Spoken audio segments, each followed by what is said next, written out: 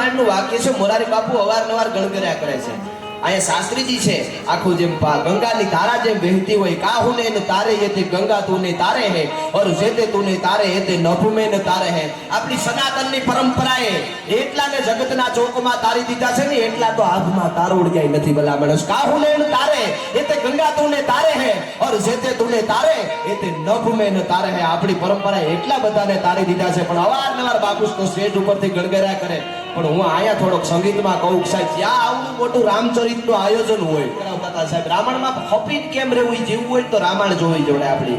હા, રાવણ સાહેબ દુશ્મને કેવા હોય, 10 માથાળો રાવણ, અને ભગવાન રામની હામાં જેથી ડગલા દિયે કમટ પીઠ કસકસી ધસી રાવણ રણગાયો આંખ બીહ 10 ઇંચ દેખી હેરત હો જાયો. જગ્યા દસે દિગપાલ કાળ બાનરનો ગાયો ધમક લગી ધરતી ધ્રુજંટી ધ્યાન છૂટાયો. શ્રદ્ધા સુડકઈ સંતકી ભય નાખડી ભવિન હરદાન કહે હો હો કરત જીએ યુદ્ધ નાખડી નવે ઈન. ભગવાન રામની સામે જ્યારે રાવણે ડગલા દીધા ને સાહેબ, રાવણે જેવો તેવો નહીં હો, નવગ્રહ તો જેના ઢોલીએ બાંધ્યા હતા. હા, ઇન્દ્ર રાજાને એમ થાય કઈ રાવણ આવીને મારું સિંહાસન ખાલી કરાવ્યું છે. આ લંકા કોટ બંકા ઘટંકા ને શંકા દામકા દમંકા જૈસે દુર્ગ કા ચમંકા હે. આવો રાવણ અને ભગવાન રામની સામે જ્યારે આવે ને, એમાં 1 બાણ 2 બાણ 10 બાણ 11 બાણ 21 બાણ અને 30 બાણ જ્યાં લગી માર્યા ને રાવણ મરતો નથી.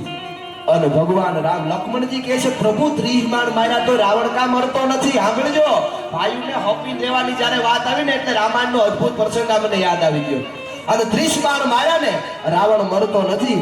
અને વિભીષણજી પછી બાજુમાં આવી અને ભગવાન રામને એટલું કહે છે કે પ્રભુ રાવણને નાભીમાં બાણ મારશું ને તો રાવણ મરશે. ખરેખર રાવણનો વધ છે ને વિભીષણે કર્યો, રામે તો ખાલી બાણ છોડ્યું છે.